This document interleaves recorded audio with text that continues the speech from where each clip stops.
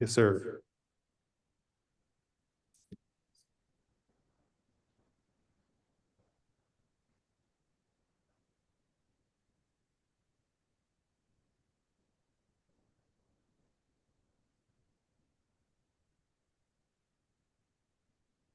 Perfect. Good evening, everyone. I see you filtering into the room. So far, we're at about 30 participants and growing.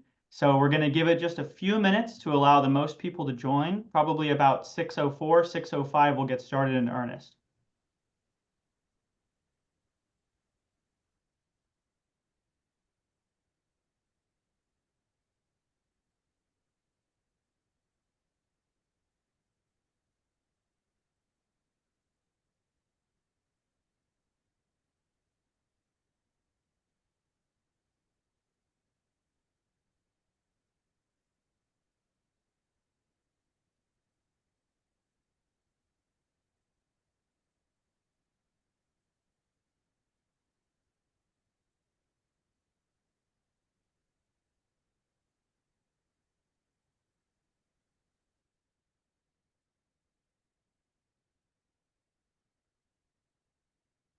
All right, I know we have folks still joining, so we are going to get started here in just another minute or so.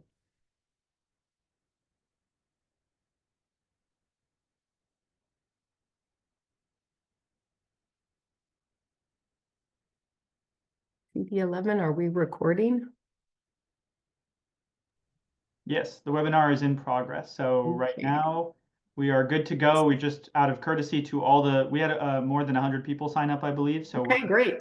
We're sitting at 45 right now. So obviously we want to give people a few minutes. Well, I'm also ready to get going too. Folks can join in. I want to be mindful of everyone's time, and I want to give as much time for Q&A as possible. And I have a whole heck of a lot to say myself. Very good. Then without further ado, we'll let people join as they can. We are getting some people still streaming in, but it's definitely plateaued a bit for now. So let me just start off by saying hello and welcome everyone to our virtual Venice Town Hall. We are very glad you could join us this evening. First things first, I would like to do some quick introductions to the CD11 team. Of course, there's the councilwoman who needs no introduction. There's me, Sean Silva, your Venice Field Deputy. Juan Fragoso, our District Director. Trey Grogan, our Westchester Field Deputy and Airport Liaison. Sarah Flaherty, our Legislative Deputy. And William Ayala, our Administrative Team Lead and hero for Zoom tonight. I'd also like to quickly turn it over for LAP for a quick introduction of all the officers who are on screen with us. Hey, good evening, everybody. Captain Mike Applegate, LAPD Pacific Division. And I will go around the room and let other officers here introduce themselves. I'm Sergeant Jeff Lowick. I'm the Senior Lead Officer Coordinator. Sergeant Chris Galvin, assigned to Venice Beach Task Force. Officer Perez covering for Slow Contreras. Senior Lead Officer Gil covering for the Oakland area. Sergeant Brian Cook, I'm the officer in charge of the Pacific Area Community Relations Office. Thank you, LAPD. And before we turn it back over to the councilwoman to begin the town hall in earnest, I just want to explain the format really quick.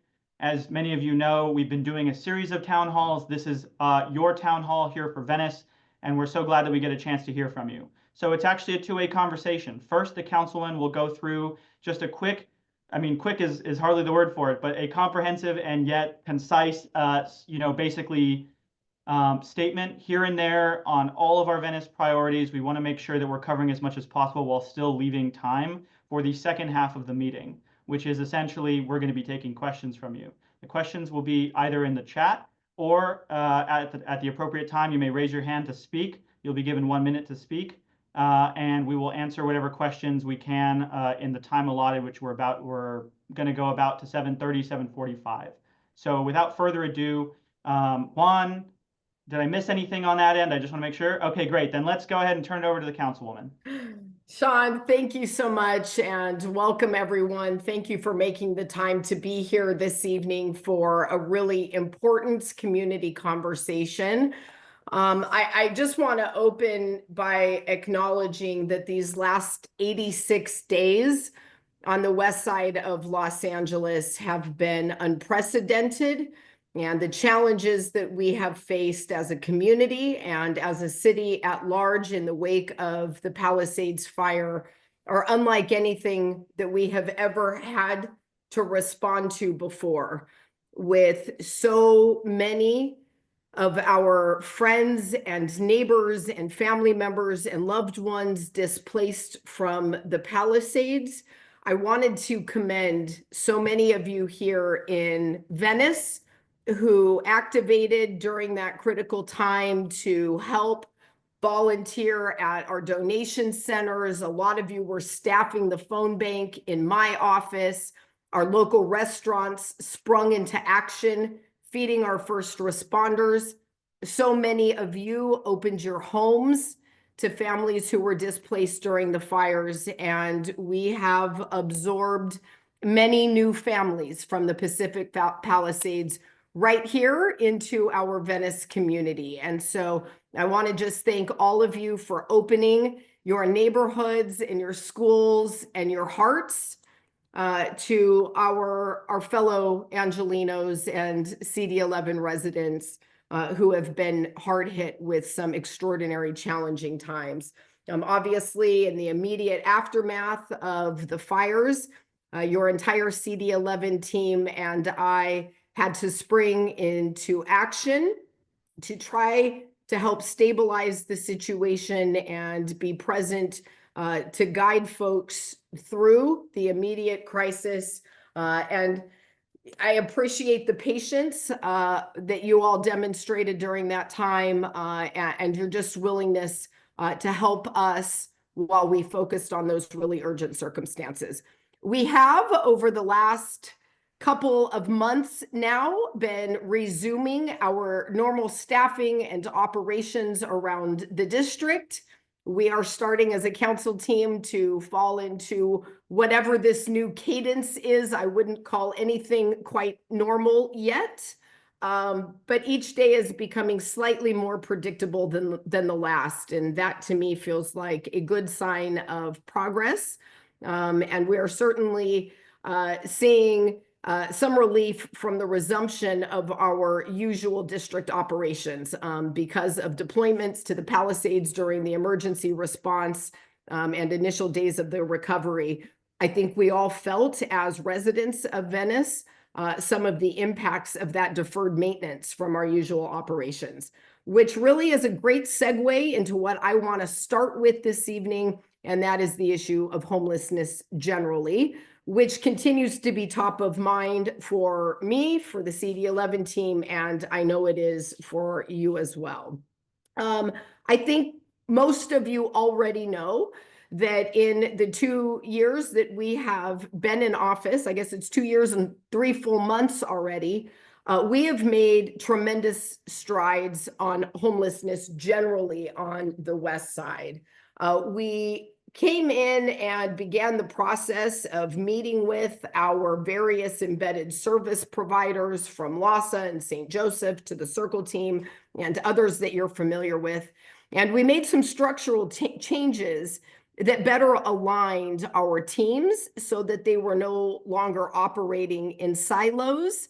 We have actually embedded LASA and the Circle team at the field office in Westchester. And so there is much, much better oversight and coordination of the various resources that we have available to us as a district to manage the homeless crisis that remains on the street. We have housed hundreds of people who were living in tents and vehicles on the streets of CD11. And compared to where we started, the results have been dramatic. You'll remember that we began by clearing the very large, long-standing encampment around the Venice Bridge home. We cleared the encampment around the Saffron housing at Oceanfront Walk. You'll remember the very large encampment at Venice and Dell. Many of you will remember the very large encampment outside of Whole Foods at Lincoln. Those are some of the very, very large ones that we've done. But on a day-to-day basis, our teams are on the ground doing interventions, offering housing and resources, and using the tools that we have available to us to manage our shared public spaces. I think you all know that as we've done encampment interventions and housing operations around the district. We have rolled out new 4118 zones in Venice. 4118 is our city's safe schools and parks ordinance that will allow or that prohibits tent camping within a perimeter around certain sensitive use sites like schools, parks, daycares, and libraries. This is a tool that is available to help manage our shared public spaces. It is not necessarily a solution to the homelessness crisis that we face in our city. But it is, and it's a piece of paper, right? It's a rule, it's a law. It's not a wall. It doesn't prevent someone from putting a tent up. But what it does do is create the opportunity for us to engage with that person. And we do that leading with resources to let them know that you just can't be this close to a school or a park or whatever the sensitive use facility is. We have also introduced multiple new resources that we are utilizing across Venice. Many of you are already familiar with our Coastal Care Plus team. This is a resource dedicated to CD11 and our coastal neighborhoods. And just the addition of that team has increased our number of operations by about 4 and 5 days per month. And so that is something that we have been able to use for flexibility in balancing the resources here in Venice with the needs of other communities on the west side. With the closure of the Venice Bridge Home as of December 2024, our toolbox is somewhat more limited than it was before. And as a community, we have fewer beds to offer than we did previously, which will also impact the pace at which we are able to continue doing encampment interventions. But we are using our Coastal Care Plus team and other resources to continue making sure that we are providing coverage in the area that we had previously. We have also expanded West Coast Care. Some of you may be familiar with Ron Hooks and his operation. Those are the guys on the blue four-wheel vehicles that you would see on the beach in Santa Monica. We now have expanded their reach from the beach in Pacific Palisades through Santa Monica and through Venice into Dockweiler as well. We have also retained a new service provider who focuses on vehicle dwelling. More on RVs and vehicle dwelling in a moment. I know that is probably the biggest issue on people's minds, so we'll get to that in a minute. Another intervention that we are working on and continuing to grow and expand is a mental health program that we are running with the County Department of Mental Health that helps provide a higher level of care bed, which many of you have probably noticed. Much of the population that remains unhoused on the west side tend to have higher acuity needs like mental health and addiction that aren't easily serviced in an interim housing setting or a congregate shelter setting. So we continue to make some progress there, although we all acknowledge that there is a significant amount more work to be done on that front, which raises another interesting issue that causes some uncertainty about resources and how things will look going forward. If you follow along with these things, you probably have seen in the news recently that the county is largely pulling out of LAHSA. LAHSA is the LA Housing and Services Authority. That is a joint city and county endeavor, or it has been for the last 20 years. The county has announced that it intends to pull much of those services in-house. And in fact, it seems as though they are going to be hiring a significant portion of the existing LAHSA staff over to the county side. This raises a lot of questions operationally about who is going to take on some of the roles with outreach and interventions that have previously been serviced by LAHSA. And it very well may lead to a new system of engagement that may look and feel a little different than we have seen in the past. At the city level, there are also in-depth conversations happening with leadership about our own position with LAHSA. Those of you who know me know that I have long had concerns about the agency, the amount of money being invested in it, and the seeming lack of results year after year. And so there are multiple different strategies and ideas that are under consideration, but you are likely to hear about more significant changes on that front and the potential consolidation of those types of services within the city itself. And so stay tuned on that. We're obviously actively engaged in those discussions. And as they continue to take shape, I will be pushing out more information.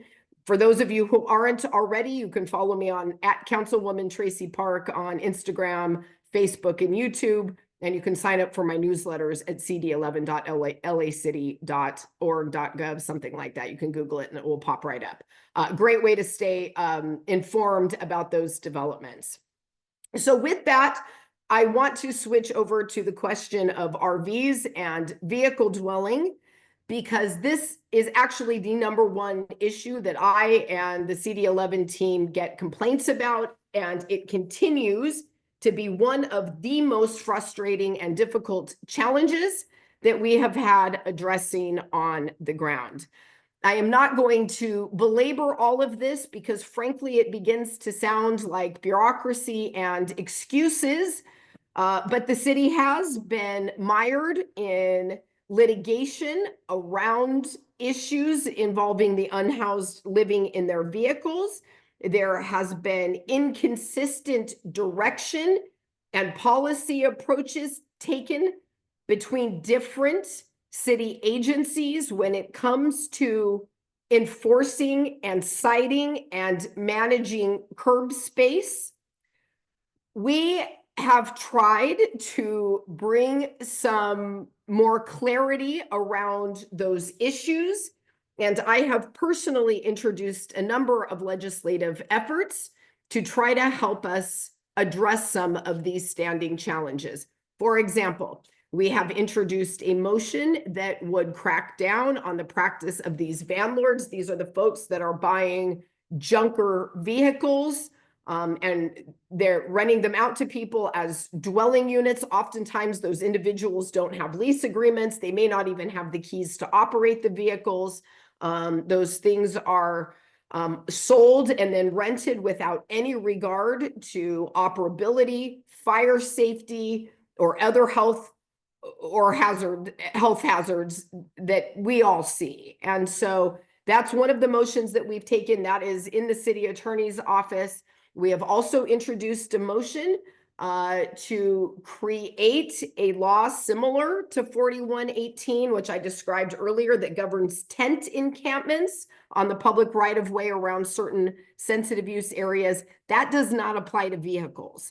And so we have asked for an establishment of a similar ordinance, while at the same time evaluating locations in each council district where vehicles can park with access to services and resources. The CAO's office has been in the process, and this evaluation is still underway, of looking at sites and locations across the city where those safe parking style interventions could be set up. This has unfortunately taken a lot longer than I would have liked, but I will continue to keep you updated with our progress there. That said, we continue to make clear that our expectation is that vehicles be cited for all posted violations, and that all vehicles in all locations be cited equally. We know that because of some longstanding challenges and displacement that can happen from RV and vehicle encampment operations. Washington Boulevard, obviously, very high priority for me and the team, but so is Penmar and Rose, Main Street, which we've had some operations at this week, and we will continue to focus on, certainly on Venice Boulevard as well. I know folks are frustrated with the RVs and what seems to be a lack of pace with this, but I did want to mention that CD11 has impounded more than 200 vehicles, and Juan or Sean, certainly feel free to correct me if I'm wrong, but I think we have impounded about a dozen from Venice, just Venice, this in the last week and a half or so. And so we actually are one of the most active offices when it comes to managing our curb space. That said, we understand that there is a tremendous amount more to be done. We are going to continue focusing our efforts both on the legislative fixes that are going to be necessary, working with the limited tools and providers that we have.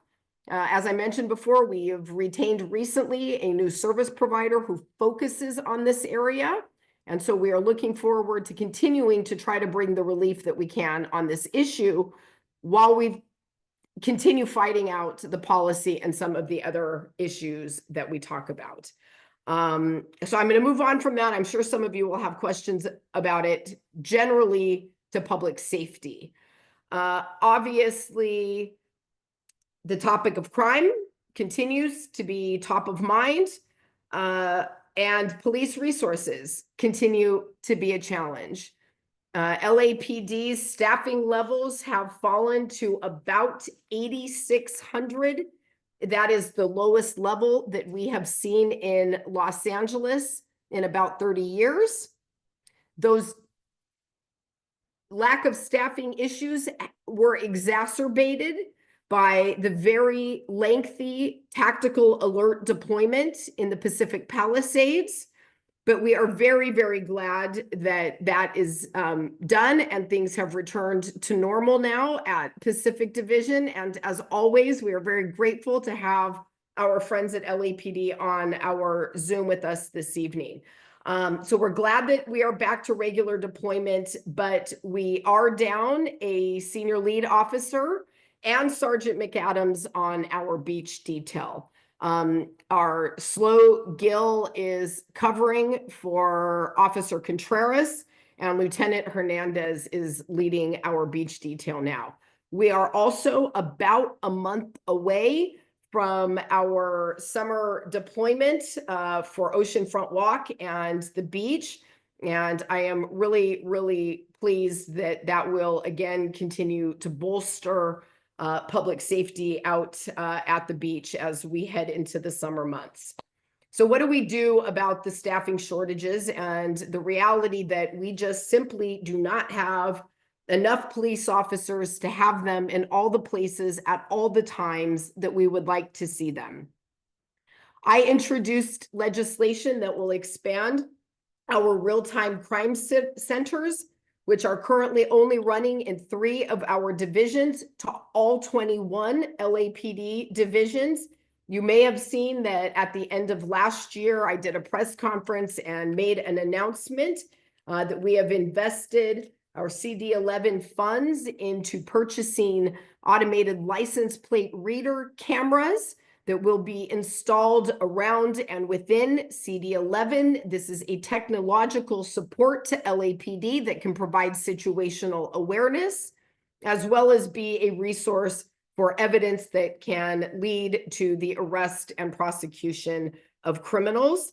I also utilize CD11 funds for LAPD overtime, and we are very, very grateful for their continued partnership in working with us on focusing on narcotics intervention and patrols around some of the areas where we know and we are consistently having problems. We continue to have challenges with burglaries and property crimes. And certainly we have had some horrific incidents in the last couple of years, including the assaults in the Venice canals. And just last night, we had a homicide at Westminster Park. So with that, I would like to invite LAPD into the conversation. I'd love it if you could give us an update on where we are with Venice crime stats. I know you have an ongoing investigation about the incident at Westminster Park. I don't know what you can or can't share, but if you have an update for the community, I think there's a lot of folks who would appreciate hearing from it. Thank you, LAPD. Yeah, well, good evening. Thank you, Councilwoman. Again, Mike Applegate from LAPD Specific Station. Happy to be with you tonight and to have this conversation. I hope that for most of you on this call, this is an ongoing conversation that we've already started, and that this isn't the beginning, and it certainly isn't the end of the conversation. So please take the comments that we share tonight as simply part of that conversation that's ongoing in our partnership to try to reach the same goals of safety and, sense of community, and to deal with some of these ongoing problems that you have been dealing with. As the Councilwoman stated, because of the Palisades fire, our deployment here, specifically within Pacific Division, was very impacted, as you are aware. And then as our deployment came back, we really tried to hit the ground running, knowing that the community concerns had essentially kind of fallen to the back burner for a little while there. And then we wanted to make sure that we sent the message loud and clear that we are here. We are attentive to the crime and the community concerns going on, and we want to do everything we can to try to address those. Since that time, I think we have continued to make progress in the right direction. Officer Gill in a minute will share crime statistics with you for kind of the east and west sides of the Venice community. But one thing that I wanted to highlight, obviously, we did have this murder last night at Westminster Dog Park. I will provide a quick statement about that. It is not a detailed statement, and it is probably less information than you have seen in some of the recent news reports, and I'll explain why for that in just a minute. So our West Bureau homicide detectives are investigating the shooting death of a male at Westminster Dog Park. Prior to the shooting, there was a dispute between a male and a female in the park. They were approached by a victim, and then shortly after that, a gunshot was heard, and the victim went down and was killed. Our investigation, as the Councilwoman said, is still early and ongoing at this point, and our homicide detectives continue to work the case. There has not been an arrest made yet in this case. That being said, based on some of the preliminary information that we have, we do think that this is more of an isolated incident specific to this incident, and that it is not something where the community needs to be concerned of ongoing violence in the community. We are deploying appropriately, as we would with any situation like this, out of an abundance of caution to make sure that the community is aware that we take this very seriously. And that involves our deployment across the division, from our patrol to our gang detail, and then to some of the overtime details that Sergeant Lovick will talk about here in just a minute as well. So I understand that people in the community want information, and we want to give you information, but we're trying to balance two things. On the one hand, understanding your need for this information and your desire to kind of find out what's going on in your community, while at the same time, understanding that the integrity of this investigation is something that we only get one shot at, and we have to make sure that we have the absolute best investigation we possibly can so that we can eventually lead to a successful presentation of all of that information to the prosecutors. And so that really is our goal, because that's the end goal that we're trying to get to. So please understand that we're not trying to hold back information from the community simply to be secretive or lack of transparency, but it's really to try to make sure that the investigation that is taking place right now has all the resources and all the information and has the investigative tools that they need to do the best investigation possible. I'll turn it over now to Officer Gill, who's going to give you some update on some of the latest crime statistics. Hi, good afternoon. I'm Senior Lead Officer Gill out of the Pacific Division, currently assigned to Oakwood area, but I am assisting my partner, Officer Perez, with Officer Contreras, Venice area also. So we'll go over 811's basic car area crime statistics. Overall, regarding violent crime, we did see a 16% drop year to date from last year, and that's including rape, homicide, robbery, and aggravated assaults. In regards to property crimes in 813's area, we saw a 26% decrease in that. The only place we did see a marginal increase compared to last year is in burglaries, where we've seen 5 more burglaries this year than compared to last year's statistics in A11's area. In regards to the Oakwood community, violent crime has gone down 30%, and property crime has gone down 35%. The only increase that we did see in the Oakwood area is again burglaries, with 4 more burglaries within that community year to date.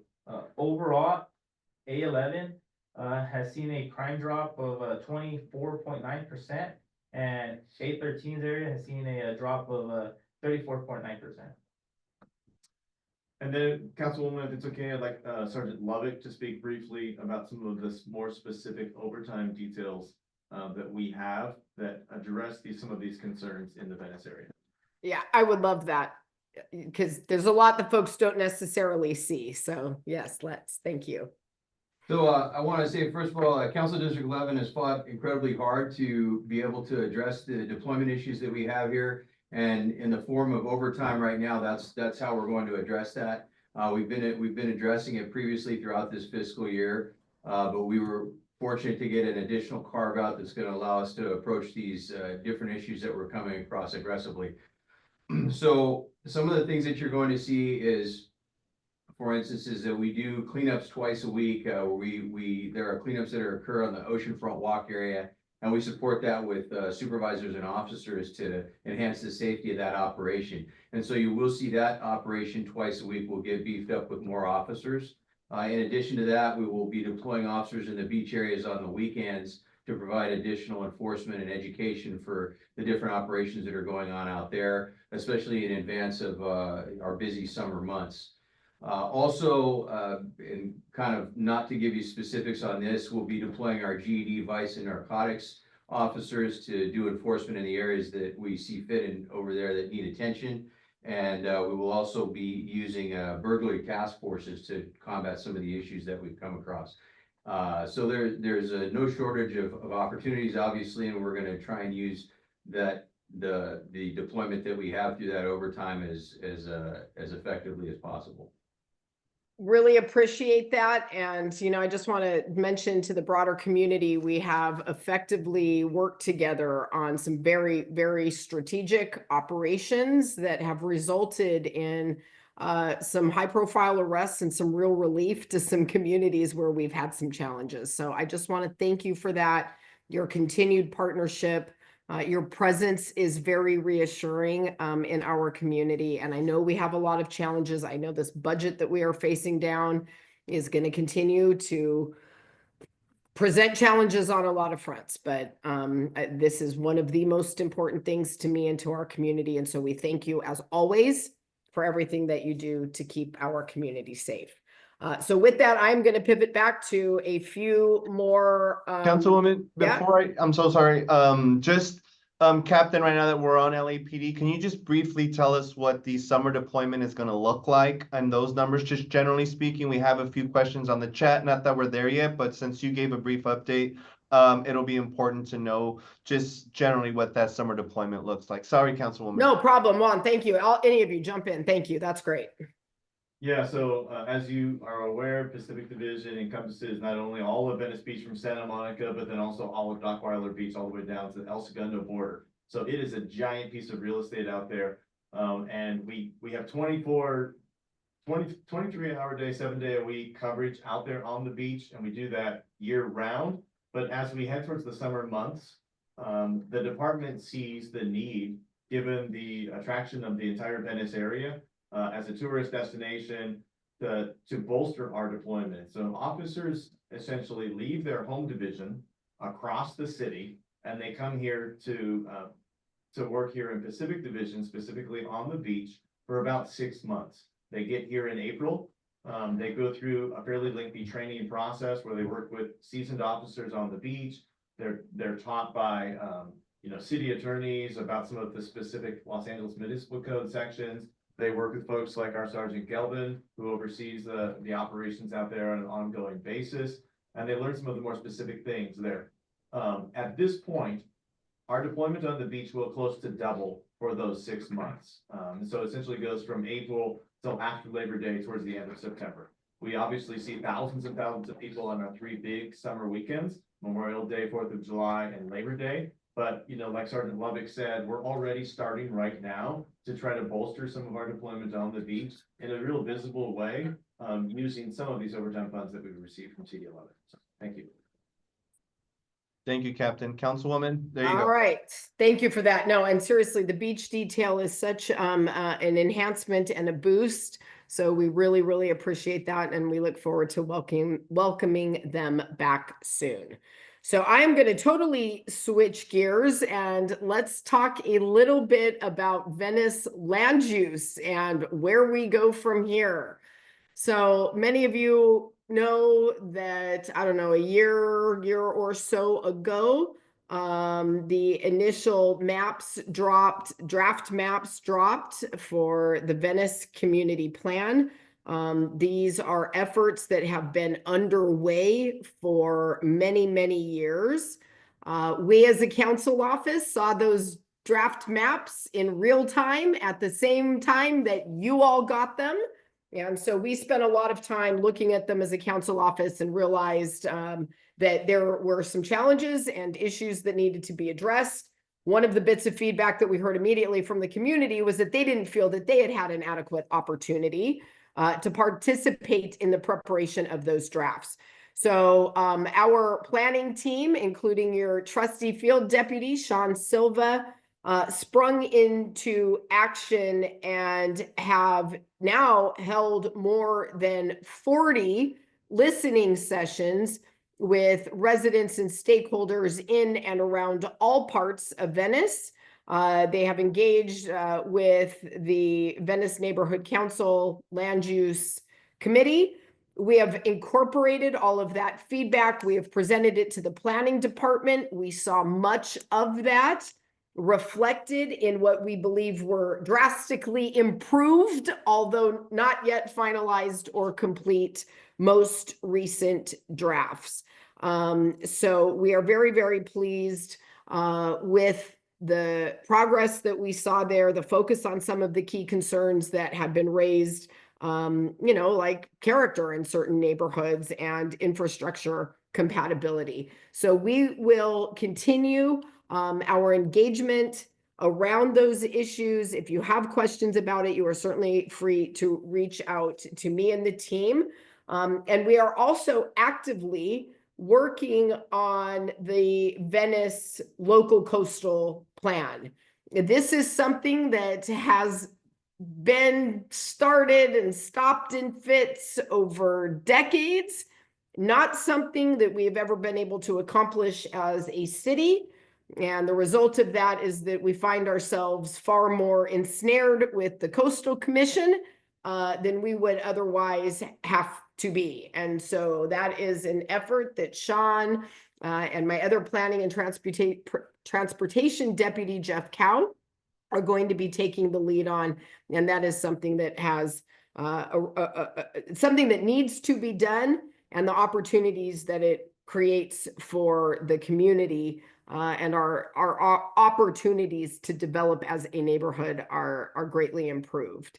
So stay tuned for more on that. In terms of major projects in the district, Thatcher Yard is now open. That is senior and affordable housing. That is fully occupied, or close to fully occupied if it isn't, but that one's up and running. The SPY Venice Community housing project at Lincoln and Garfield is now also up and running. We were just over there as a team visiting with folks the other day. The Ramada on Washington Boulevard remains vacant. Path, the operator, has been out securing additional funding that is necessary to complete the conversion to permanent supportive housing.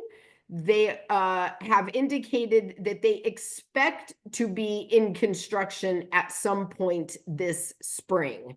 So we will keep you updated on the progress there.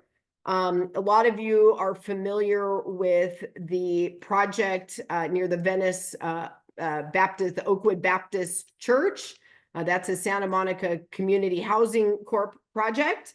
A lot of the community has been very supportive of that. It has run into some potential challenges that our team in CD11 is trying to help get resolved, because a project that would deliver both affordable housing and preserve the church and find a way to incorporate it and activate it as a community space is really important. So we are going to do what we can there. As I mentioned when we started, the bridge home, the Venice Bridge home at the Metro site was decommissioned in December of last year. The folks who had been living there previously, and I will just say we have had it at capacity since I took office because of the number of encampment interventions we've been doing. We had to decommission that last year. The folks that were living there have moved into other housing arrangements, and Metro has now taken back control of that site. Many of you have been following along with this proposed development for a long time. There were a series of meetings about it last year where the project was presented to the community. And it seems as though they are going to, the developer on it is the Pinion Group, is going to be hosting a series of community engagement meetings starting later this spring. So this is going to be a really transformative project. And so something for you all to follow along and stay engaged with. Venice Dell project comes up a lot. We've gotten a lot of questions about it lately. For those of you who have been following along, you know that it continues to be mired in litigation. The city's Board of Transportation Commissioners declined to convey the parking lot at lot 731 for the proposed development. I have now, as a result of that, introduced a motion that instead would call for the potential development of housing at lot 701 and adopting the recommendations of the Transportation Commission to focus on lot 731 as a transportation hub that would actually increase parking. As many of you know, that lot has been the cornerstone of our planning and parking for coastal access here in Venice for many, many years. And our ability to get our local coastal plan done in many ways depends on our ability to adequately park our neighborhood. We would also really like to see the addition of a circulator shuttle, something that we have been talking to the Coastal Commission about for over a year now, that could be utilized and allow for off-site parking, which will help us finalize our alfresco program in the coastal zone. It will help us open new businesses. And frankly, I think it's an investment in our city's #1 tourist destination that just makes sense. If you can park at the lot and jump on the shuttle and get dropped off at Washington Square, Oceanfront Walk, Windward Circle, Penmar, you name it. I think there's a lot of real opportunities to do that. So that motion is moving through the city process, and I will certainly keep you updated as there are developments there. So I mentioned finalizing the alfresco program in the coastal zone. I was really pleased over the last couple of years to lead the permanent program citywide, but we do still have 113 restaurants in the coastal zone that we are working with on an individual basis, and working to resolve some of the long-term challenges so that we can have permanent alfresco here on the west side. But I also want to be very, very sensitive to neighborhood and community concerns, parking, noise, and things like that. And so that is something that Sean and Juan continue to lead and help on. I wanted to talk a little bit about Oceanfront Walk itself. We actually do weekly meetings with all of our departments and service providers to ensure that they are collaborating and delivering the best possible services that we have. We are working with RAP, LAPD, our park rangers, beaches and harbors. We have also added our ambassador program at a number of the bathrooms, which has helped with some of those issues. We recognize that homelessness and the encampments around Oceanfront Walk continue to be a challenge. I think just to be candid about it, we have a lot of high acuity needs in that population, and we are continuing to work very, very closely with all of our partners to ensure that there are strategic plans and resources available to some of those folks who need help. We have also been very, very busy activating Oceanfront Walk, restoring community programming, trying to get the crowds back, and really repairing the reputational harm that was done over the last decade so that we continue to have tourists come and so that families feel safe bringing their kids out to the beach. So with that and with the summer deployment, we are going to continue to focus on bringing those improvements to you. You've probably seen some of the big events that we've done over the last year. Last Thursday concert series, the 5K, the weightlifting and bodybuilding competitions that we've been doing with Muscle Beach. Again, the newsletter and my social media are a really great way to stay engaged with some of the events that we are doing out there. I want to talk about some of the fun things that we're working on, and then I want to open it up to questions. I know I've already covered a lot. There are some fun things. Our Revitalize Rose project has been really an ongoing effort, a very community-driven project. We've partnered with the CD11 Foundation on some of that. We have also worked with them on the Venice bid on the pollinator corridor that we would like to eventually see stretch all the way from the beach to parts east of Lincoln. We are really, really excited. We have P-Rod Skate Day coming up, so look for some awesome, epic skate events out at Oceanfront Walk. I think if you have issues with sand at sandy locations in and around the beach areas, your fabulous field deputy, Sean Silva, created our SLURP program. Yes, you heard that right. SLURP, our sandy location remediation program. If you let us know you have a sand problem in your neighborhood, we will help you get that disposed of. We are actually using it for sandbags, which we make available at our fire stations for a variety of needs around the community. So I know that was a lot. There's probably more in the notes and the things that I was supposed to say and cover tonight, but I feel like we've actually covered a lot of territory. And so with that, Juan, Sean, and team, why don't we open it up to questions and let's hear what's on the community's mind. Thank you, Councilwoman. That was awesome. Thank you for going through all of that. Yes, there's so much more we could talk about. Right now, what I think is best, obviously, is to move into the section where people can ask questions. Before we do that, I just wanted to ask one thing of LAPD, which is we did receive a question about summer beach deployment. I think the statement was made that there was double the number, and the question was, how many officers is double? I'm looking for basically an answer if you could explain just the number breakdown that you have. Yeah. So then the term double is purposely vague. And the reason for that is because we don't share publicly our specific deployment. If we did, there's a chance that somebody who is interested in either attacking the community or attacking officers could use that to their advantage. And so because of that, that's information that we don't normally share publicly. Got you. Thank you so much for that. I've made note of that. So right now, the way that I'd like to do this is If you have a question that we have not already addressed in the chat, by the way, you can still keep using the chat. That's completely fine. We do have our dedicated team who is answering questions on the chat. But for right now, if you have a question you'd like to ask live, we simply ask that you raise your hand to speak.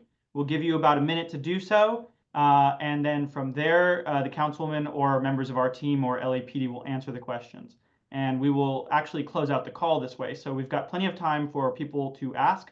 And I will simply call upon the people who have their hands raised in the order that they appear on my screen. So we're going to go to Lee Deasing. Leah Deasing, I'm so sorry. I'm going to now unmute you so you can speak for a minute. Thank you.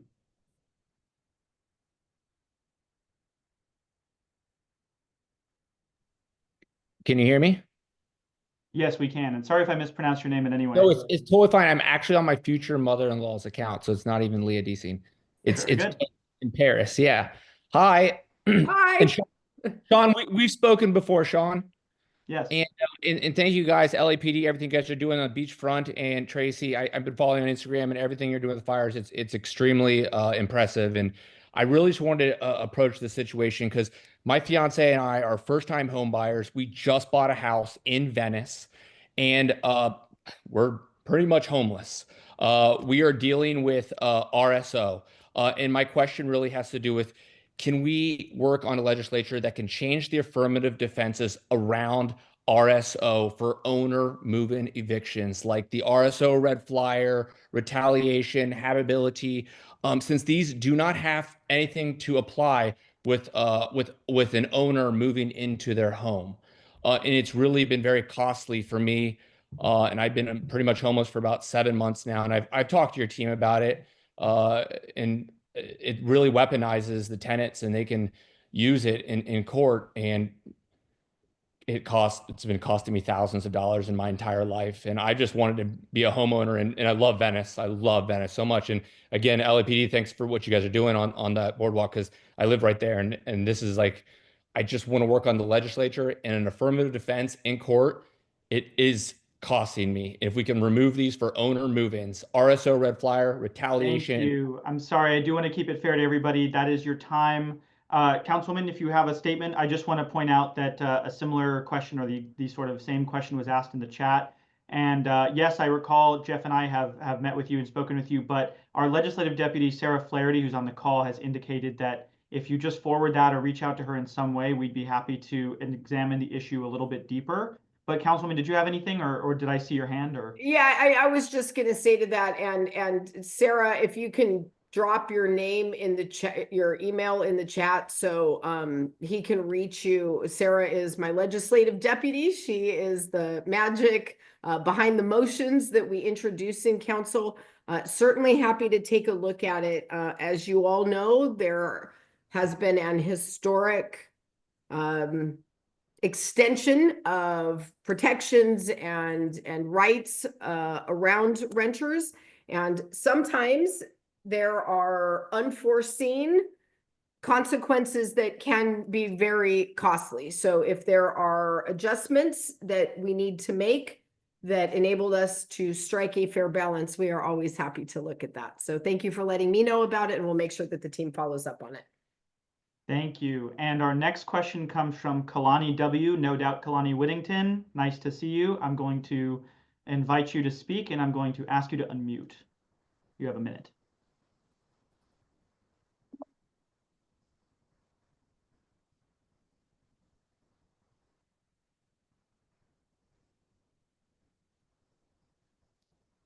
Kalani, are you there?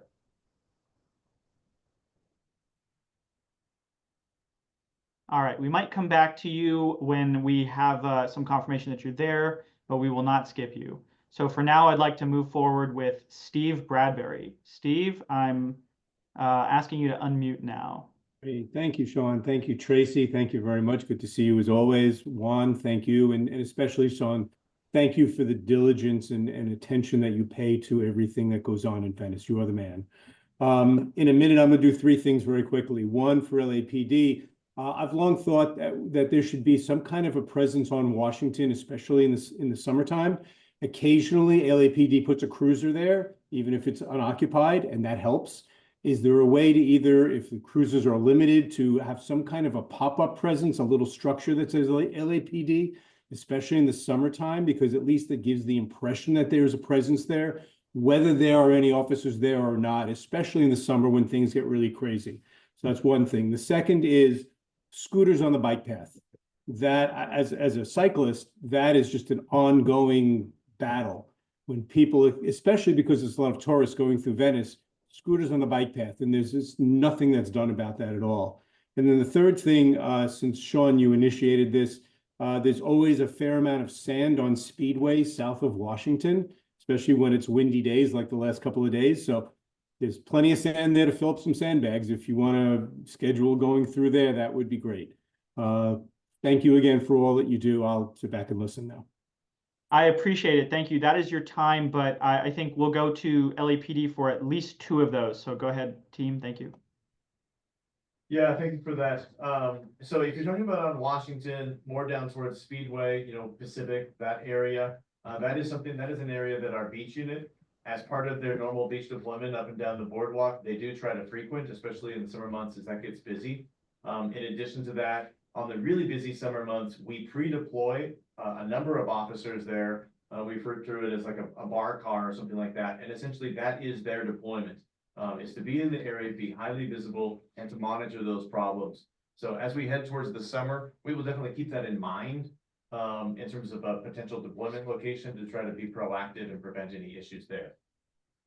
Regarding scooters on the bike path. Now, I know that we've talked in the past about bikes on the path, and then even the e-bikes up and down that travel so fast. That does create some enforcement challenges for us, because oftentimes, essentially, we're better off, rather than try to chase somebody in a situation like that, we're better off trying to be preventative about that. And so we have had overtime details where that is part of what they are doing. And then we've also talked about different signage out there, working with Rec and Parks, to make sure that there's awareness on that. I can turn it over to Sergeant Gelvin, who works our beach unit, if he has anything else to add on that. Hi, everybody. It's Sergeant Chris Gelman. Basically, the issue is a couple different things. We have mechanical vehicles that are not allowed to be anywhere on Oceanfront Walk or the bike path. We're talking like the scooters, the motorized actual vehicles, if you will, hoverboards, things like that. Those aren't allowed anywhere out there.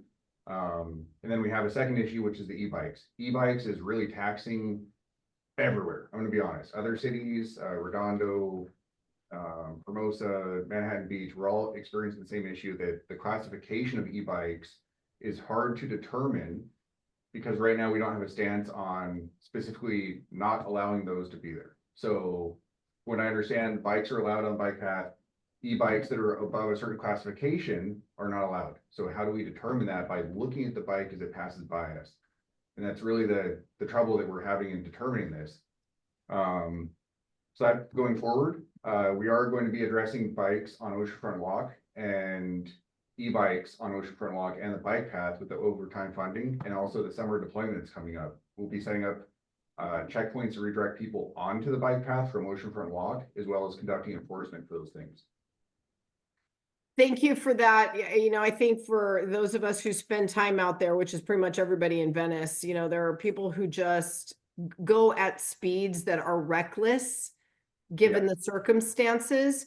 And certainly as we head into the warmer months ahead and we have heavier volume out there, you know, the number of unattended children who walk into the middle of the path, it really is dangerous. And certainly, you know, whether it's on the path or whether it's on the actual boardwalk, we really appreciate the extra assist, certainly when people are engaging in behavior that puts other people at risk.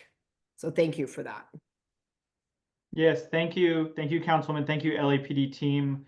I'm going to move to the next caller, which is actually Kalani. I'm going to try again. If you could unmute, then we will give you a minute to ask any question.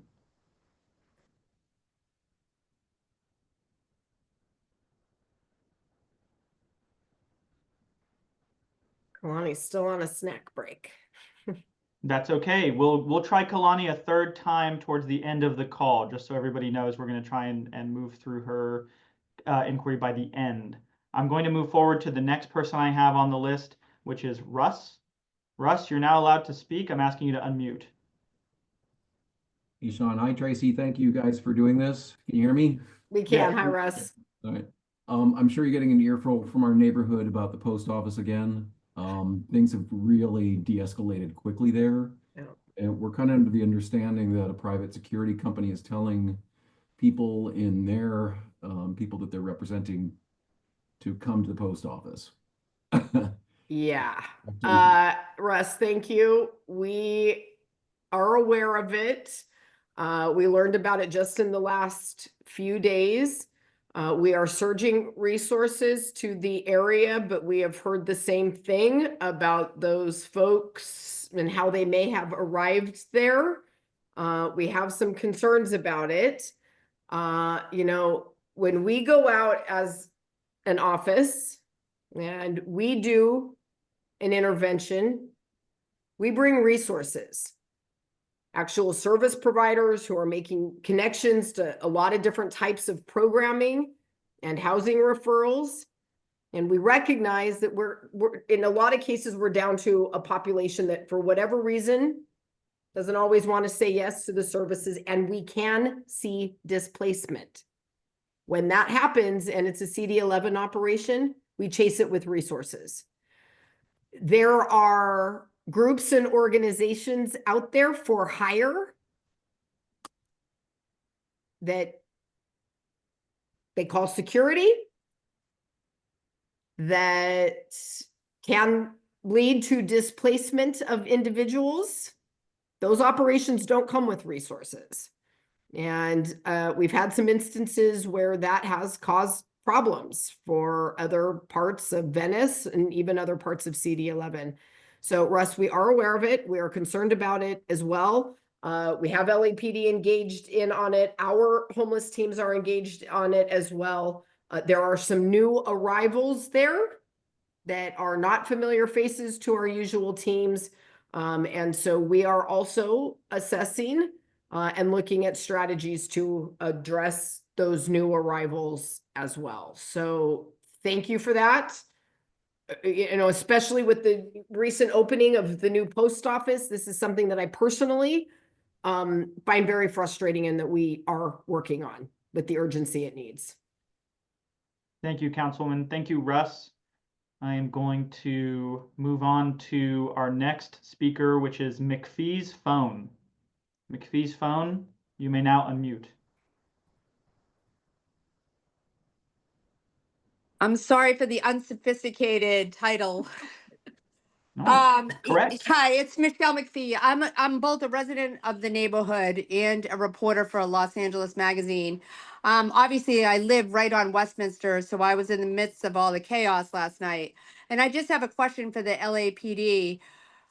It's concerning to me that everyone in the neighborhood knows the identity of the alleged shooter, who happens to be a registered sex offender with a long criminal history and an identical twin brother, which makes it a little more alarming.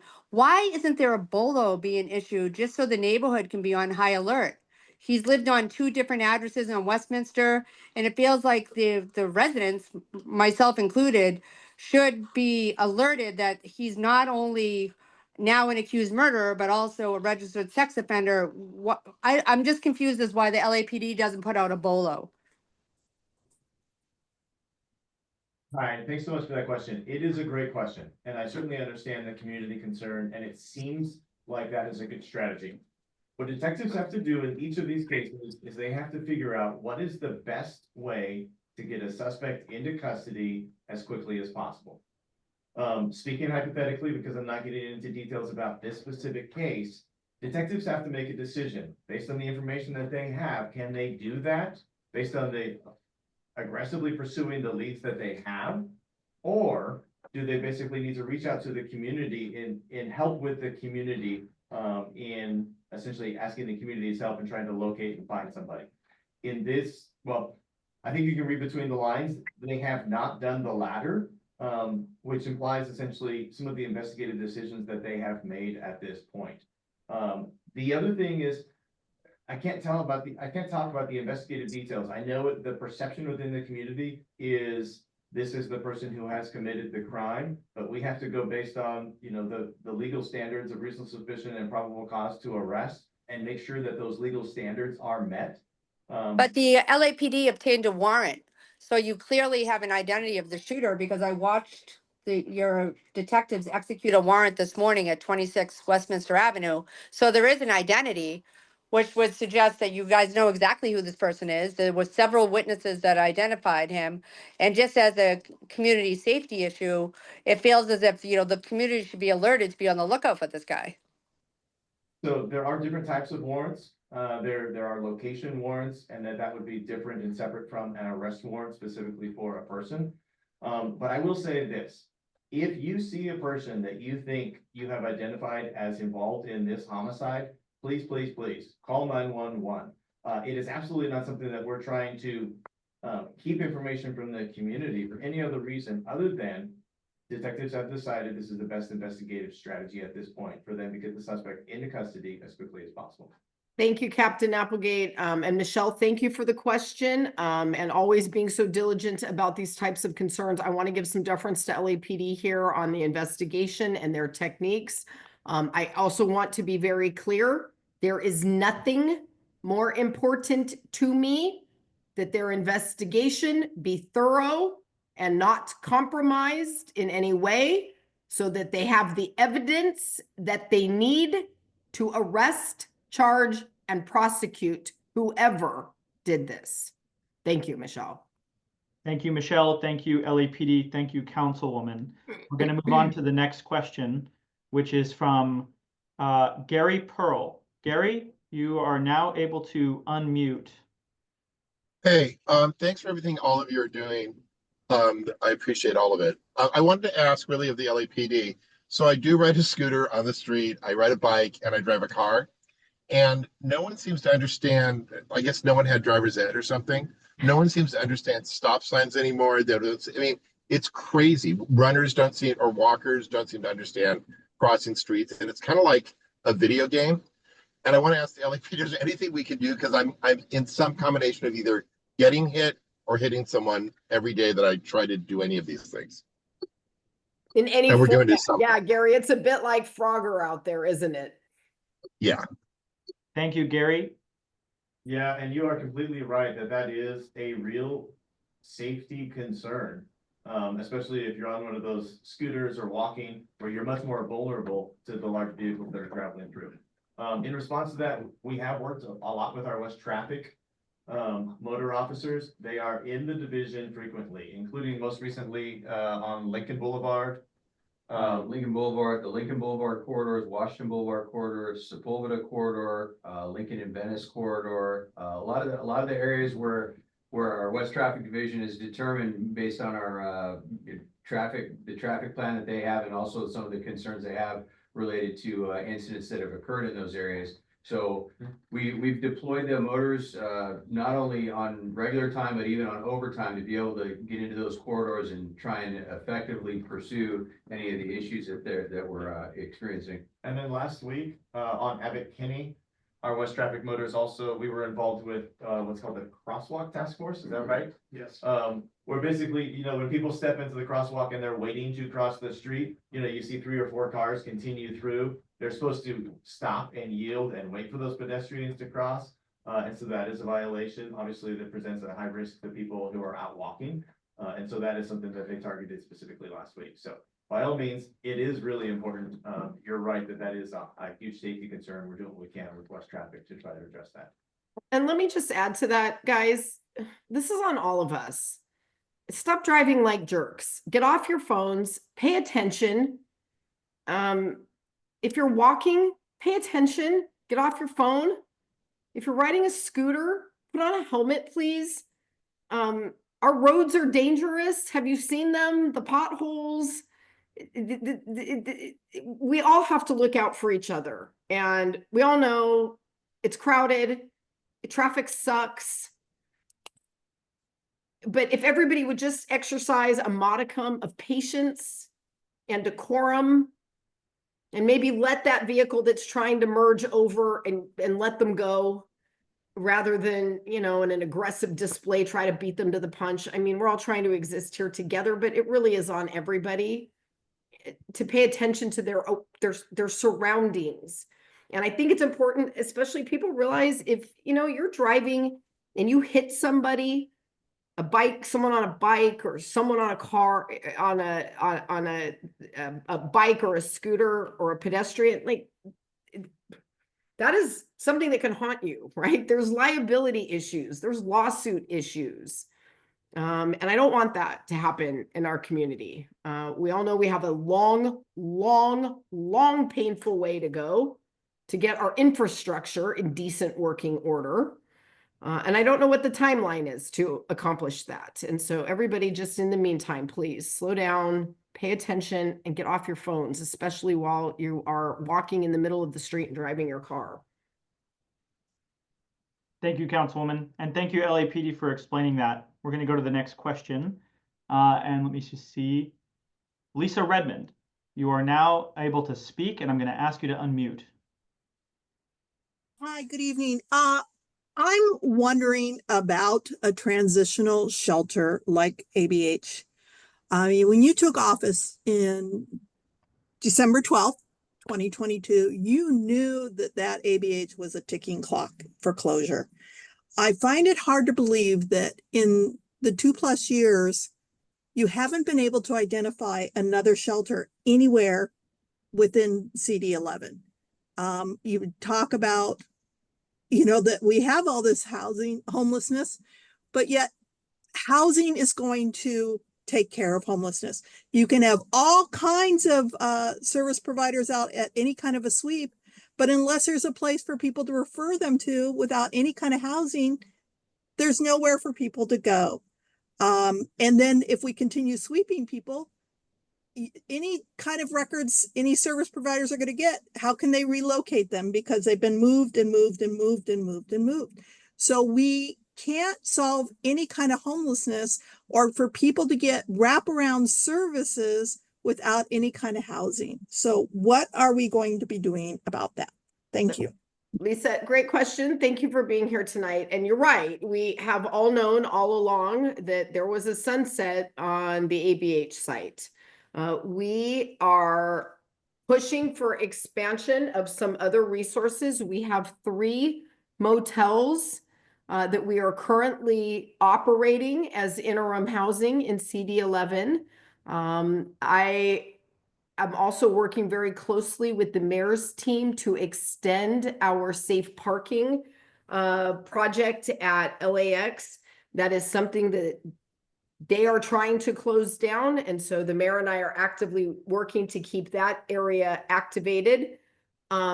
We are actually assessing locations. The problem is, and I think you all know this, we do not have great city or government owned assets for this particular issue, which is why we are leaning in more and more on the motels, which is why we have 3 that we are actively running as interim housing in CD11. And we are actively looking to acquire others as well. Because we don't have a great inventory of government owned sites, that leaves us to look at acquiring some other place that might be a commercial lease on a lot or a building that could serve as interim housing. And Lisa, I agree with you. Long-term housing is part of this solution. But we also all know that we are a decade away from enough brick and mortar housing to make a dent in homelessness, given the size of the unhoused population in just the city of Los Angeles. So we are continuing to actively evaluate sites. We have some that we are looking at currently, but another major challenge that we are dealing with is the costs. Those home key programs, that infusion of COVID era capital that enabled the city to acquire things like that, it doesn't exist anymore. And we have invested heavily as a city in the Mayor's Inside Safe program. And I want to be clear, I am a huge supporter of it. And as far as I can tell, it is about the only program citywide that is actually getting good results. We also have this other issue right now of what happens next with LASA because of the move by the county. And there are real concerns about how that is going to impact things as well. How we internally begin to manage the housing pipeline is another set of legislative issues that is being handled internally through the city council committees. So I hear you. I also recognize that the progress that we made those first 2 years in office, Lisa, was because we had the ABH site.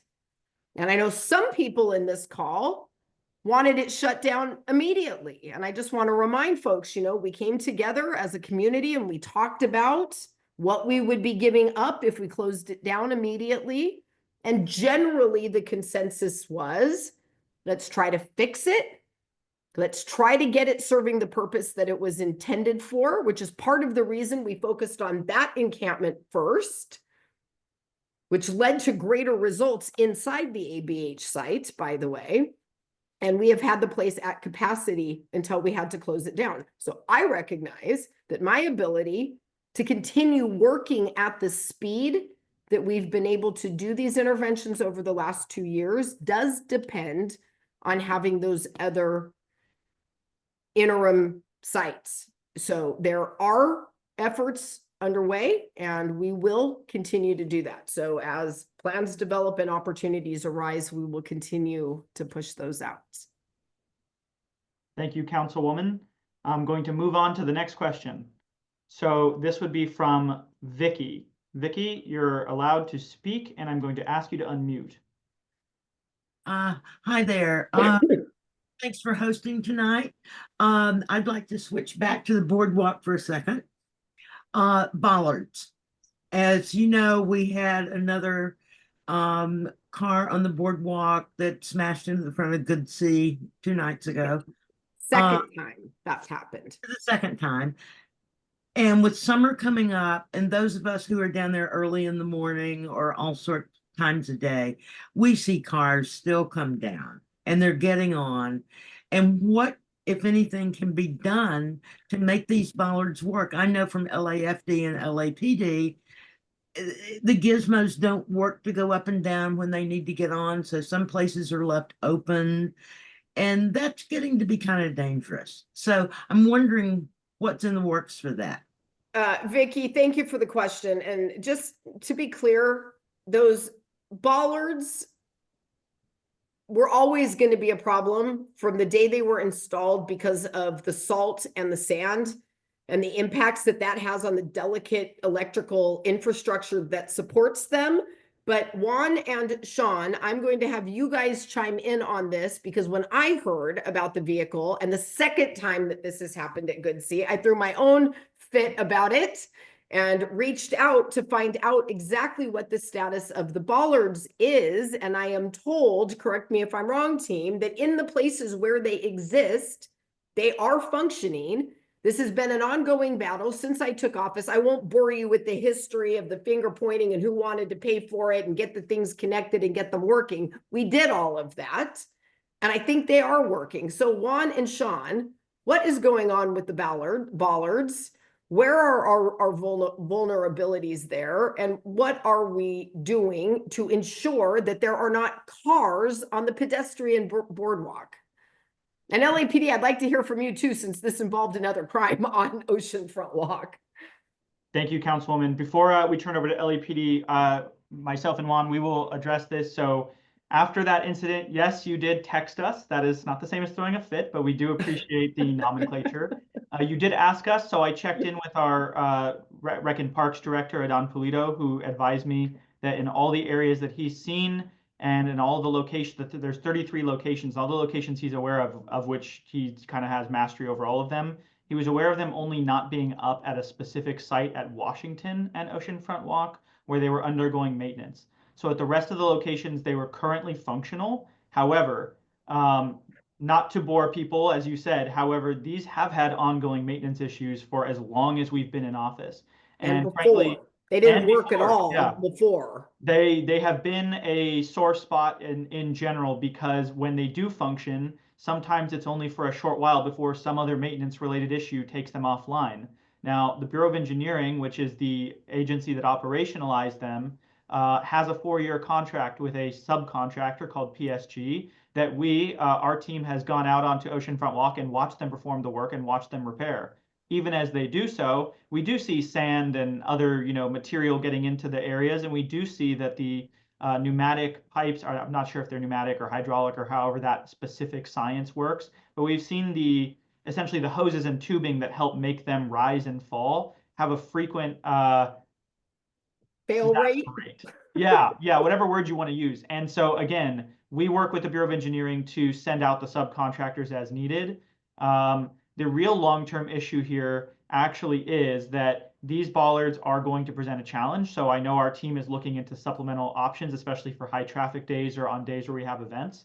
But we are being forthright with the department saying all of the, as you said, finger pointing is inappropriate at this stage, especially given world events and recent, events, including this one. We need a system that works. And we're working with the Bureau of Engineering as they transfer this to a different department, which will take on the agency of it. So Juan, I kind of defer to you now if you want to add anything, but that's the most recent update that we have. Yeah, I mean, there's nothing to add, Sean. He is our point working on getting this resolved. So yes, we are looking at additional options in terms of what we could supplement some of these issues with to prevent cars and potentially some bikes. This will keep everybody posted as we go into the summer this year on terms of what that's looking like and some additional safety measures on top of the things we discussed with deployment, as well as the OT hours in terms of some of the additional items we're looking to bring to the beach this year to hopefully prevent some of these specific issues with vehicles that come onto the boardwalk, as well as a few other safety concerns. Well, as we know, there's a long history of this happening in Venice, including an Italian tourist who was on her honeymoon who was killed. That might have been about 2012 or so. So there is a long history of this, and LAPD, the incident at Good Sea, this is the second time this has happened.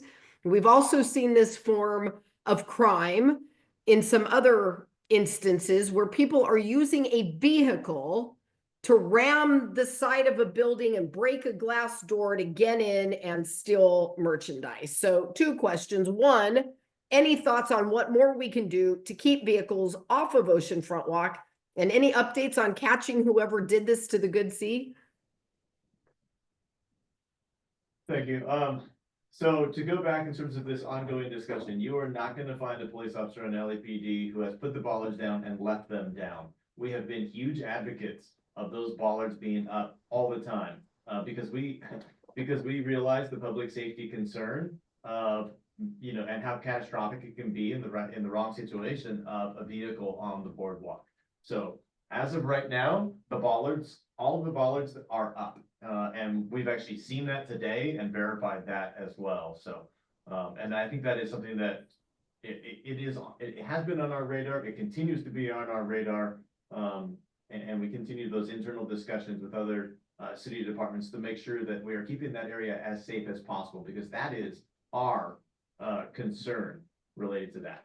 I can't speak specifically to details about any suspect in custody yet for the Good Sea. You are right.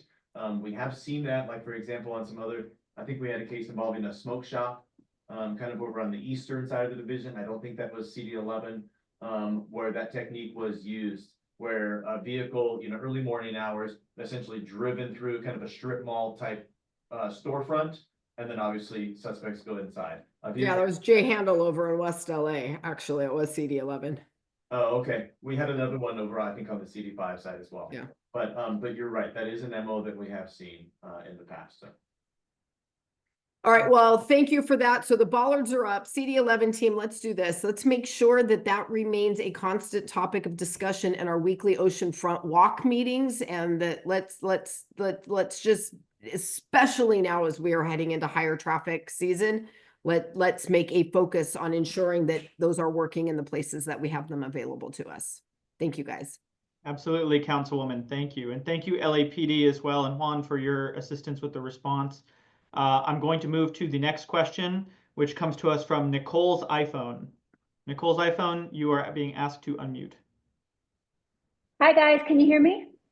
Yes. Hi, Nicole. Okay. Hi, Tracy. Nice to see you. And Sean and Juan, nice to see you guys. And it's really nice to see Officer Perez and Gil. I was at the block captain meeting last week and I really, really, really enjoyed it. I come from Main Street in Abercrombie, where I hopefully represent about 40 neighbors that are very, very, very, very engaged around the dog park in Westminster. We're the neighborhood that dealt with Ray White for 2 years when he terrorized the neighborhood in the RV. We're the neighborhood that dealt with David Jacobs, who's been living on our streets for about 5 years, 2 years with Tracy's administration. Nothing was done with David. We explained to you for many, many years that he was a time bomb ticking. And it wasn't until he attacked Monique Contreras with pepper spray that he was finally removed from the streets. He's still here. He just moved down to the near to the post office. The dog park has been a constant concern. We've had 2 calls with Joe Lazzarelli, who has made it very clear to my neighbors. The dog park is too dangerous to patrol unless he has a weapon. So he's made that very clear to us. So we've So had Nicole, a please lot. wrap up your thought as Yeah. it's just over a minute. So my question to you is, now moving on to the RVs on Main and Rose, I appreciate so much that you guys took the time and the expense to move the 7 RVs that have been there since March of 2020. 3 of them are back as of today. So we're a little ticking time bomb here. I want to know what's happening, what we can do with the RVs, and of course the encampments that have exploded from that down in front of the ABH. You guys have moved those as well, but there were about 15 of them in the last 3 months after the ABH closed. And of course, the parking lots, all of that was cleared last week. So what's the plan with the 3 RVs that are back, which will grow again? So thank you for that, Nicole. You're right. There has been a long history of challenges in and around Westminster Park and School and Main Street. We have secured additional patrols from our park rangers. Our team is actively engaged in trying to activate the space at Westminster Park. Frankly, we've done outreach with a number of different community groups to try to move folks in there, because just having that presence is going to serve as a natural deterrent in a lot of ways. We frankly haven't really found any groups or organizations that have been interested in doing programming in that space, but we are continuing to work with RAP on it. Sean and Juan and the team have been really active looking at some other interventions to make the park generally more safe. So lighting in the trees, boulders to define walkways a little bit different and better. We have reduced the number of vehicles that were being used as dwellings in that parking lot, substantially reduced it over the last 6 months or so. We do consistently have tent encampments that will pop up all the way from Westminster Park down to the former ABH site. And we do a lot of focused outreach and interventions to try to just manage that as best we can. I hear you about David White. I hear you about Dave Jacobs. And when I talk about some folks that remain living in these circumstances on our street, having a high level of acuity, and needing an intervention that frankly is outside the scope of services that we, City of Los Angeles, can offer someone by dropping them into an inside safe motel room, we run into real problems. In large part because when it comes to extreme mental health and addiction cases, we do not have adequate legal tools to force the issue, to get people onto pathways to care and recovery that we need. The county declined to implement SB 43, the expanded criteria for the definition of gravely disabled. They had a 2-year window that they could decline to implement. We are in the middle of year 2 now, so the county is going to have to start dealing with that.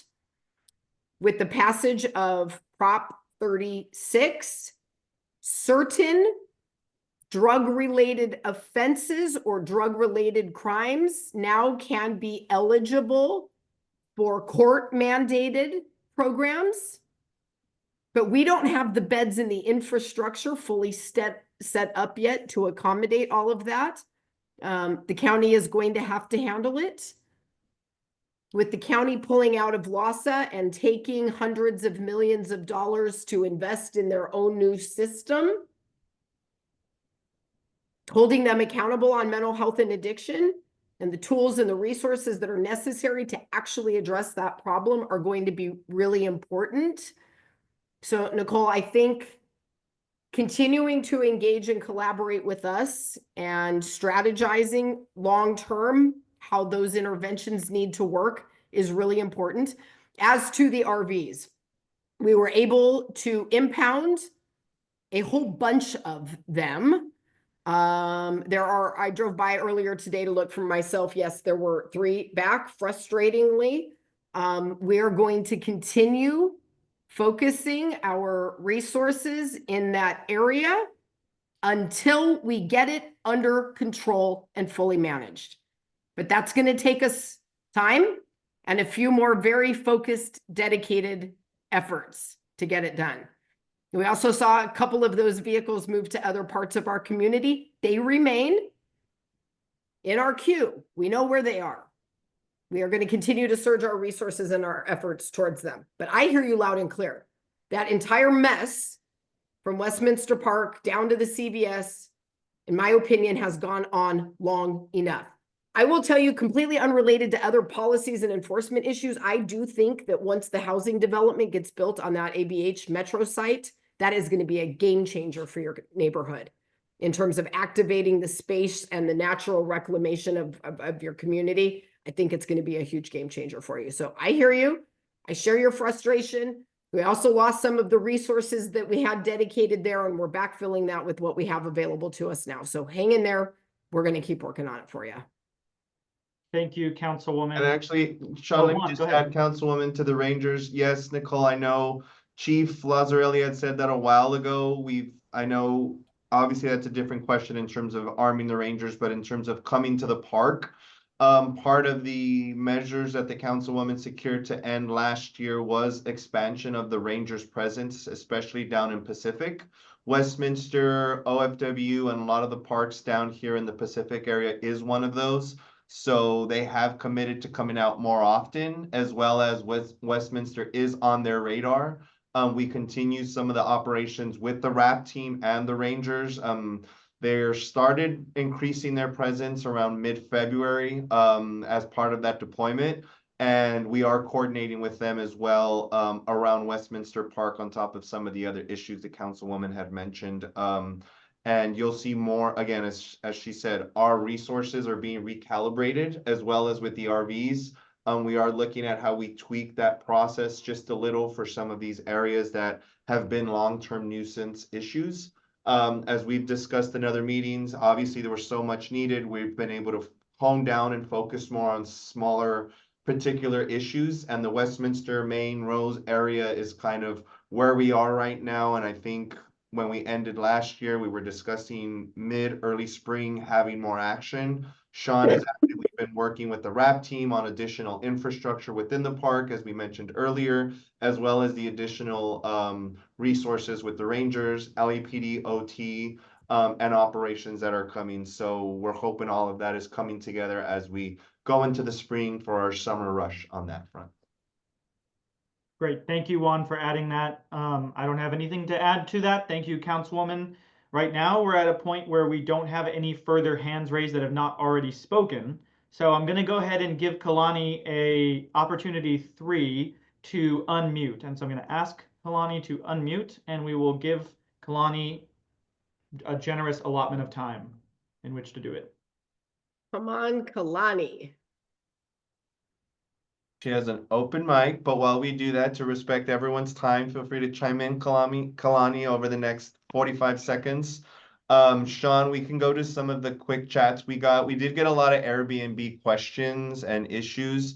So Sean, you want to touch on that specifically because just beyond the many hats Sean wears, as well as your deputy here in Venice, he also oversees a lot of our Airbnb issues, questions, and complaints. He is literally a one-man team specifically to this, who coordinates this with the department and has weekly check-ins on all the issues that come through with Airbnb. So he is probably one of our best representatives when it comes to those questions. And just wanted to hand it over to you, sir, just to touch on some of those questions as to illegal ones, what do we do, and what's the best way to address an issue with an Airbnb, just generally speaking on that front, if you want to touch on that. Kalani, you're still there, and if you don't jump on after Sean responds. Kalani's unmuted. Kalani? All right. Aloha, Kalani Whittington here. My question is regarding street vendors. We have permanent street vendors along on the sidewalk in front of Whole Foods on Lincoln and Rose. They have fires and they're blocking the sidewalk. They also, what bothers me is when they dump their water, dirty water, probably contained meat, into the storm drain. There's also another permanent food vendor, street vendors, blocking the sidewalk with tables and chairs on the sidewalk in front of the Ralph's on Lincoln, just south of there. What can we do to remove these street vendors who are creating an unfair advantage for themselves, especially when they're feet from a brick and mortar restaurant struggling to survive? What can we do to protect our brick and mortar businesses? I'm surprised. Thank you, Kalani. That is your minute. We appreciate you being here and asking that question, and I'm glad we waited around so that we could have you speak. Thanks for that. I did, and a great point for us to wrap up. Kalani, thank you for the question. You're right. There has been a proliferation of this. You've seen it all over Venice. There is another one just south of Lincoln in Venice, and there is actually one at the end of the street that I live on. And they actually pull it out into the street and block it with cones. And that is something that we see every day. So, I don't know, in the last couple of 3 years, street vending was legalized by the state of California. There are some requirements, some permit requirements through the county, but they are not adequate. There is no enforcement mechanism behind it. And I share some of the concerns about the environmental and access impacts. And I don't want to stifle innovation and entrepreneurship and businesses either, but you know, for our brick and mortar retail stores on Abbot Kinney, same struggle with the pop-up retail that competes when people are actually paying exorbitant rents here on the west side. So Juan and Sean, when we have issues with accessibility, with potential dumping, what are the approaches that are available for us to take, given that this legalization, I think, went way bigger, way faster than anybody could have predicted, and now maybe it's so far out of the gate that we just haven't caught up to what actually needs to be done to manage this in a more responsible way. So what are the tools that we have to address this? Juan, do you want me to start and I could defer to you, or? Yeah, you can go for it, Sean, on that. Okay, so thank you, Kalani. I know we've frequently spoken about this with you. I think you've brought it up with Matt Halden as well, who covers Delray and Mar Vista. I've been aware of this conversation going on because, yes, the state decriminalized essentially street vending. And that meant that the city's existing ordinance, and maybe Sarah, correct me if I'm wrong, was sort of out of line with what the state was doing, and therefore we lost the ability to regulate it. That is the simple way that I understand it, and that is the way that I explain to people. That is why some of our tools as a city have gone by the wayside. The upshot of this is that, of course, the city is still responsible for, ADA accessibility and general cleanliness and usability of the public right-of-way. So the way that that has been expressed in those last few years up until this last year was the Bureau of Street Services Street Use Inspectors, or Investigation and Enforcement Division of the Bureau of Street Services. Those street use inspectors would go out and ensure that those baseline things were being met, even after, they could no longer, regulate street vending. They could say, however, there must be, ADA accessible passable space. There has to be a general observance of safety as well as accessibility. If there's, let's say, an open flame under a tree, these kinds of things. However, as is the story and with many things, unfortunately, the Bureau told us last year that with the budget cuts that they were facing, they had no choice but to pare back some of that enforcement through the Investigation and Enforcement Division. And the end result of this is, in cases where they can, make a tangible impact, if there's no accessibility and we need to ensure that there is, or if there are dangerous conditions, then they will go out, but their ability to do so is greatly attenuated by the budget issues that we face.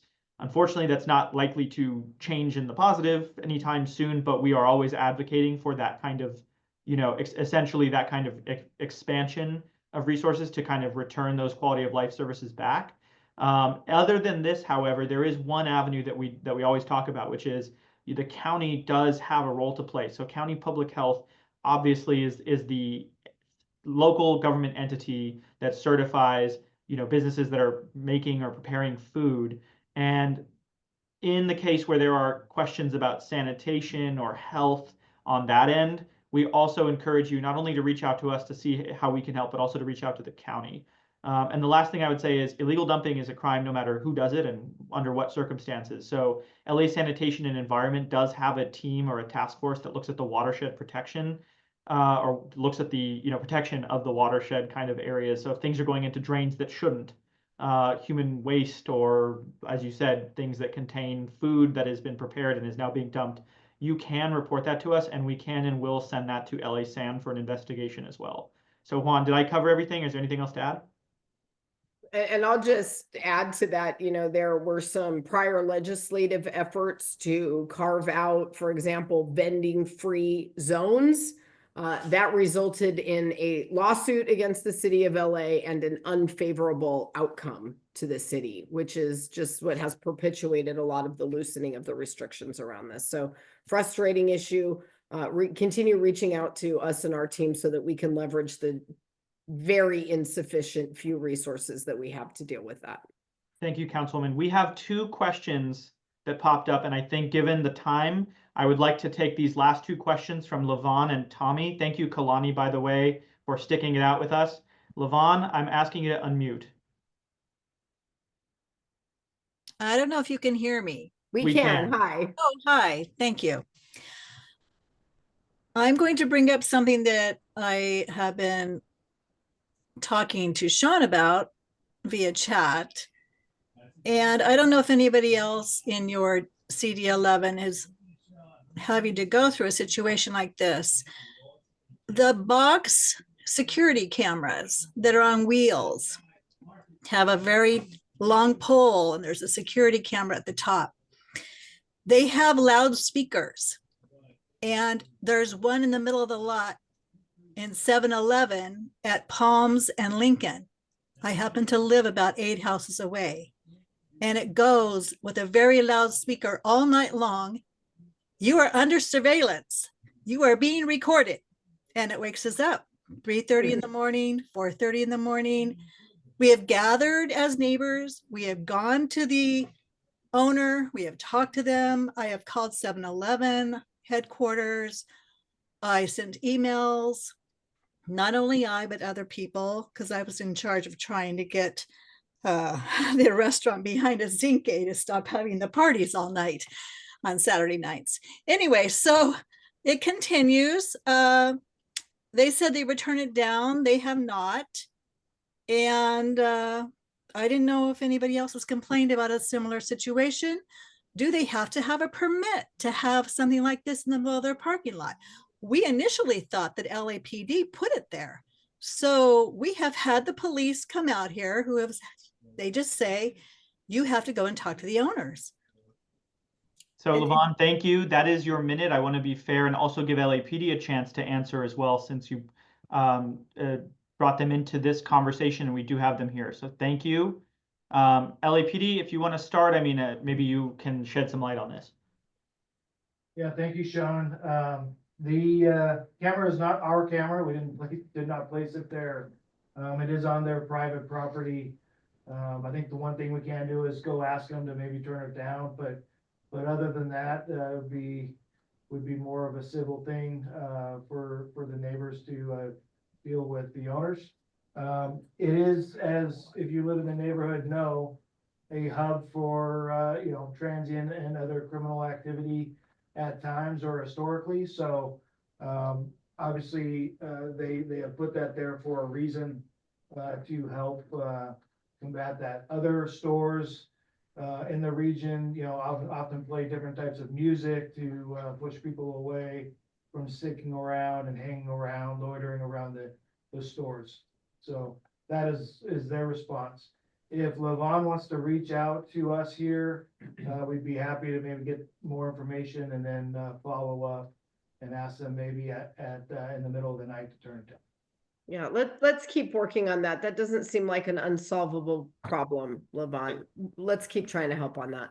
And Captain Sargent, maybe we can discuss what kind of how we did on some of those louder restaurants where we maybe get a task force to measure the dBs or something and see if that's an issue, to at least try and get the property owner to help comply with just how loud that might potentially be, since I don't know exactly where Levon lives, but I'd definitely like to explore that option to see if if again, they can have it at a certain dB. It sounds like if it's traveling down, it may be a little high.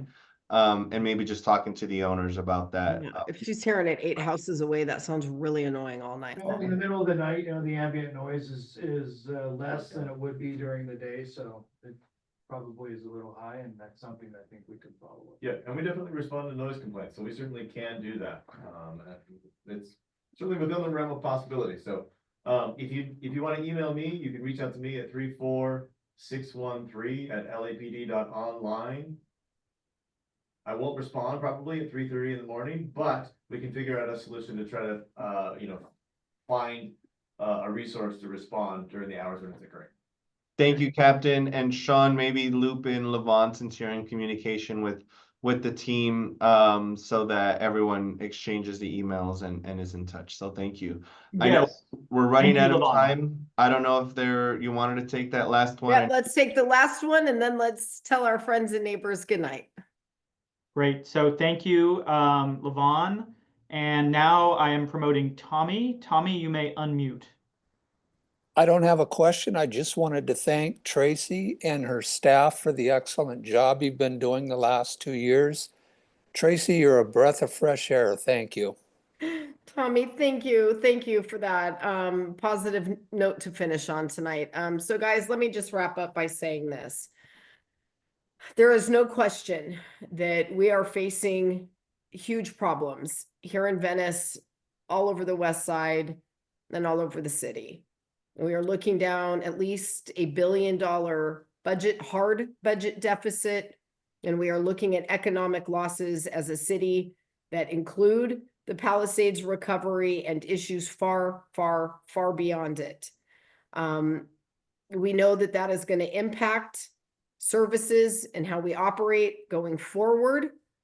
But I want you to know that I and every single member of your CD11 team remained committed to fully leveraging every resource that we have and using the power of the office to make our community safer for everyone who lives here. So we thank you for your continued collaboration, cooperation, and engagement with me and the team. So we're here for you, and we're going to keep working every day to do what we set out to do. Thank you all for being here. Good night We will see you out and about in Venice. Thank you, everyone. Have a good night.